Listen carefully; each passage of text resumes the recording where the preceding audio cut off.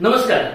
आजची एक राशी 12 भानगडी मधली रास आहे वृषभ. वृषभ अतिशय रोमॅन्टिक रास, जिचा राशी स्वामी स्वयं शुक्र आहे. शुक्र जो प्रेमाचा कारक आहे. तुम्हाला सांगतो वृषभ वृषभ म्हणजे शिफॉन साडीची चांदणी. हे लोक नेहमी काव्यात जगत असतात मस्तपैकी. तुम्हाला सांगतो वृषभवाल्यांना कधी शोकसभेत नेऊ नये आणि नेलं तर त्यांना कोणी बोलायला देऊ नये.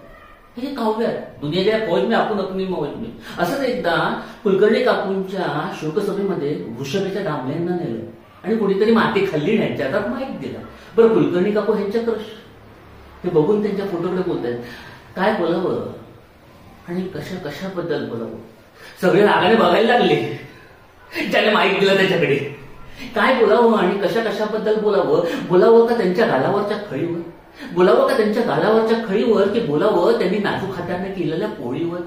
हे सगळं शोकसभेत चाललंय. बोलावं का त्यांच्या गाला दामले, बोलावं का त्यांच्या गालावरच्या खळीवर, की बोलावं त्यांनी नाजूक हाताने केलेल्या पोळीवर. त्यांची ती केसांची बट जीवाला लावून जाईल घोर, त्यांची ती केसांची बट जीवाला लावून जाईल घोर. पण नियतीने घातला घाला शी इज नो मोर. लाजून ईश्वर म्हणाला ना, वाटायचं वहिनी अहो वन्स मोर. माईक काढून घेतला. नाहीतर काय, थोडक्यात काय की श्रद्धांजलीच्या कार्यक्रमामध्ये यांनी मैफिलीचा माहोल केला. दामलेंचा संदीप खरे झाला आणि शोकसभेच्या कार्यक्रमामध्ये यांनी आयुष्यावर बोलूचा कार्यक्रम केला.